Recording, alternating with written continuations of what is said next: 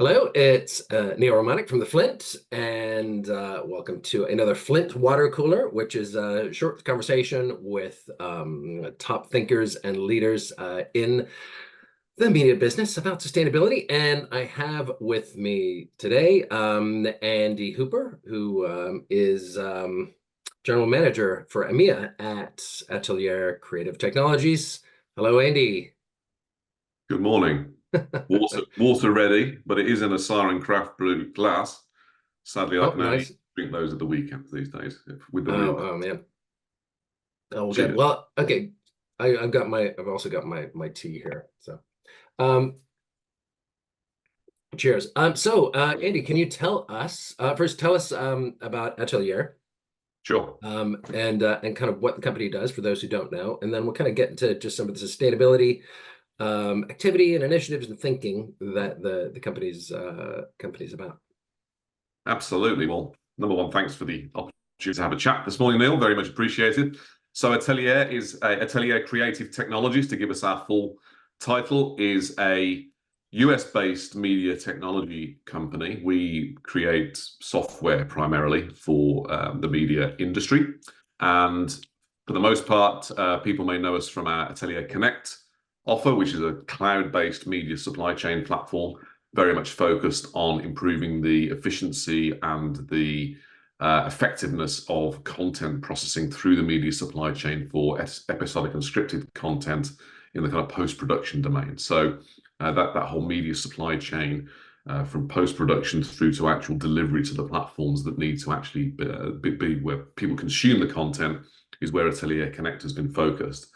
But the vision of Dan, our CEO, is very much broader than that. We ultimately plan to have a business which can touch multiple areas of the both live and scripted elements of the supply chain. And to that end, we've recently completed the acquisition of some live production technology, which is very much part of our core growth strategy, and something we'll be talking about a lot over the coming weeks and months, especially around IBC, which is coming up as well. Great. And I should also add that Atelier is supporting the Flint Green Line, Yes. which is the Flint's networking event on a Eurostar train. So thanks very much for your support for that. Absolutely. No, it's a great initiative. initiative. And yeah, we look forward to supporting it, not just this year, but hopefully for many years. But fingers crossed. I mean, you talk about that, the stuff you're doing in that and certain part of the supply chain around, for live and for scripted in the past, and there's certain parts of the supply chain that are more obviously sort of carbon intensive or have a more obvious sustainability impact. We think, okay, production, I'm flying equipment around everywhere and I have to fly people around. Okay, let's not do that. Let's see if we can reduce that. That seems really obvious. But there are other parts of the supply chain people will be thinking, well, that's kind of not, sustainability isn't kind of what we do. As a matter of fact, there's companies I've talked to who are like, no, sustainability, that's not, we didn't have much of an impact. It's not something high on our priority list. But given the multiple crises that are facing us, everybody has to have sustainability high on their agenda, and everybody has something to contribute. I think that's the thing, is that people don't realize that they have something to contribute, no matter where they are on the supply chain. So, what you guys actually have some very specific things that you're looking at and thinking about and applying, right? So maybe tell us a bit about this. Yeah, sure. So, number one, absolutely. I think of course, it's a shared responsibility, like many things in society and in life, right? So, I think the overall essence of what we're trying to achieve is to ensure that we're playing our part. I think it's an obligation that we all have to take it seriously. I think that there's a focus that's needed in order to make sure that what we spend our time and efforts on actually has a sustainable outcome, and that we're improving the sustainability aspects of things as well. So I think the overall big picture there is that yes, we within our domain are absolutely trying to do what we can. I think it's easy almost to look at the bigger picture and say, well, we're only a relatively small part of the end-to-end supply chain of content creation and distribution. it's all the set-top boxes that are consuming all the power, or it's all the TVs out there that are left on standby and are inefficient all night. That's the biggest problem. That's the thing that needs to go be fixed before we do anything. And actually, I think that's a somewhat nihilistic viewpoint, isn't it? So I think, yes, that we can do everything. We can do all points at once. And yes, of course, some parts of the supply chain in aggregate, if we focus on them, will have a much bigger impact on the overall level of carbon emissions. But as an industry, we all go through different companies, different stages in our careers, and I think we all need to have, irrespective of where we sit in the supply chain, a focus on ensuring that we're doing the part that we can in terms of improving our sustainability story. So when we look at what we do and we look at the supply chain from kind of post-production to delivery to the platforms for Ateliere Connect, for example, we took a call very early on that trying to ensure that gets done as much as possible on more efficient resources, on more shared resources, that the cloud we think has a very important part to play there, as opposed to in future doing it the way that it always has been done in terms of lots of capital investment, lots of machines that end up sitting around private data centers, potentially very underused. So you've got the carbon footprint of actually building the machines in the first place. If you then end up not using them very much, then you've got a lot of, it's a bit like cars. A lot of the impact of the carbon emissions of cars overall and of transport is in the initial manufacture. So if you're buying a new car every time, you're being overall probably much less carbon efficient than you are compared to buying a used car now and again, at least. So I think the same kind of logic applies, and we're in the process of starting to measure some of this stuff and come up with some models for it as well. But if you're using the cloud, you're reusing resources from a manufacturer perspective, and of course, utilization and efficiency of those resources is something that the cloud platform providers are very focused on, and they're really very effective at designing data center architectures, which are contributing an important part of the story here, I think, from a sustainability point of view. So I think I'm not advocating that everything has to move to the cloud. I just think that overall, the cloud has to play an increasingly important part if we're to be, efficient, just simply because of the economies of scale that you have there, apart from anything else, and the density of efficiency that you have there.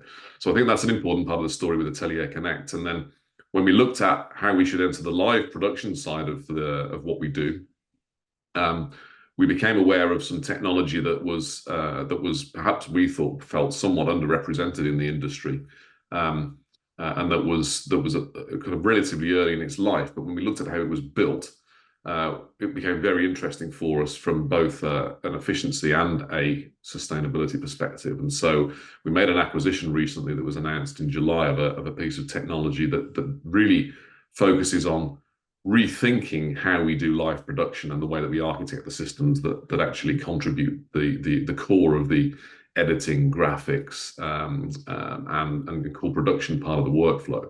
And we've released that and announced that now as Atelier Live, and we'll be showing that on IBC. And I think one of the things that I can talk to there, which is really key, is this really stood out for us.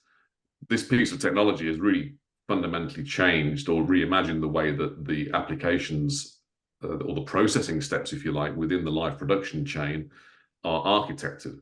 I think I saw some stats from the Data Center Association, which basically were suggesting that moving data across a network can be up to 100 times less efficient compared to processing it in place. And if you look at the way that many production pipelines are architected today, you actually have a lot of steps, serial steps. The video enters at one end from the camera, and then you ultimately take it through a number of serial processing steps, and it's constantly moving through a network. So in the on-premise studio domain, that's obviously point to point through pieces of hardware potentially. And a lot of the cloud production solutions that are out there today have kind of taken that on-premise model and applied it into the cloud. So you end up with a lot of virtual machines chained in parallel, doing different steps one after the other. But that's a lot of network activity happening between them all, apart from anything else. So with Atelier Live, we actually keep all of the video in the GPU as long as possible. We bring the applications to the video. And I think when we've finalized all of our modeling on that, and we're doing that over the course of the next few months with some expert third parties who are really capable in terms of modeling these overall chains, we're quite confident that we're going to be able to show some pretty incredible savings when it comes to the efficiency of producing live TV on an hourly basis, both from a cost perspective, raw cost, and that has to be there, of course, to motivate the pickup of the technology, but also crucially from a sustainability point of view. So that's I've heard that thing that you don't want to, anytime you move things, it's bad. So you don't want to be moving gear, you don't want to be moving people, and also you don't want to be moving electrons. You can not move Absolutely. electrons very far. The less distance they move, the better. Absolutely, and I think if you think about other areas of the supply chain, I used to work at the distribution end of the supply chain, looking at set-top boxes and content delivery networks, and I think if you look at the CDN, it's important that we're also motivating initiatives such as caching content closer to the end viewer. Right, I think that's something which has grown in popularity and in application hugely over the last sort of 10 years. Motivated probably initially at scale by Netflix, and the fact that you can actually, as an ISP, go to Netflix and get a cache which they completely remotely managed and put it in your network, and that can actually have a very significant cost impact for you. Number one, because you're no longer backhauling content in from the upstream ISP, but also vastly reduce the carbon footprint of any content coming through your network. So that kind of thing is crucially important, and the same logic applies within any software system that we build. The more that we move content around, the greater the impact of it. And from our perspective as well, there was a secondary you touched on. Anytime we move anything, people, equipment, IBC booths, whatever it may be, then that's an opportunity to improve our efficiency. And yes, indeed, I think the technology that we acquired for us also had a really crucial part to play in the broader travel story around remote production and live production as well, in the sense that it has some quite unique capabilities around how to bring in multiple camera sources on a timed and synchronized basis using proxy workflows. And the proxy workflow, we think, is a really important part of the future story here around sustainability as well. So what does it mean? It means that you actually, from the point of view of the remote source of the content, you actually produce a master production version, which you optimize the route in to your master production center, both from an economic and a sustainability point of view. But then you have a low resolution proxy version, which has identical frame by frame timestamps to the master version. But that proxy version now gives you a lot of flexibility in terms of where your editorial staff can be, where your production team can sit. So it really enables some quite true remote production, frame by frame camera editing decisions to be made in anywhere, and then applied a few seconds later to the master production stream, but on a completely frame accurate basis compared to what the actual editor wanted to achieve. And that kind of technology, I think, has a really important part to play going forwards as well. So you now no longer have to send teams of people out to remote sites in order to actually operate all the camera equipment. You can do it remotely. You can actually bring the proxy feeds in and have them sitting in centralized locations or even at home. And then so flexibility as well is an important part of that. I know that as we, there'll be further climate impacts. Those may have social impacts. There may be, we may be looking at a very changeable world, and there's something about kind of future-proofing what you do by being able to be flexible. And COVID was the big challenge, that we were hit with, like, oh my gosh, we have to change our entire business this weekend, and luckily there were a lot of tools that were already ready to go with that. But being able to sort of change your business, change your scheduling, change what you need to do, respond to a job or respond to anything very quickly would seem to be like an important part of sustainability, really.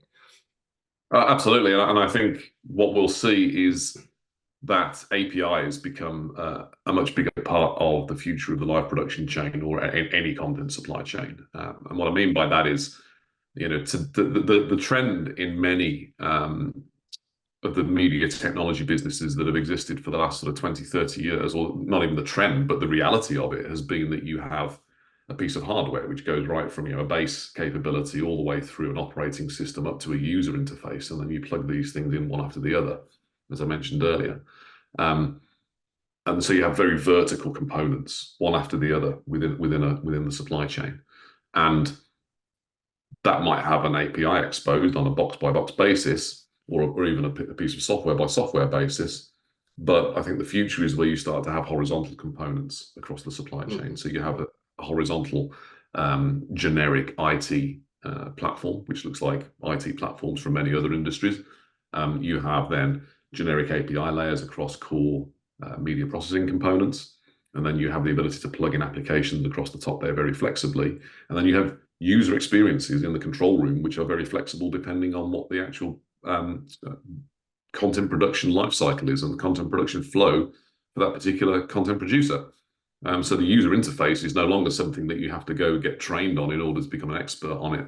At an industry level, it actually becomes something which you can tune and modify for your business, and it's very much optimized for your business. And that flexibility, whilst leveraging those underlying API levels, is something we're big believers in, and we're going to be pushing that forwards very hard over the coming years.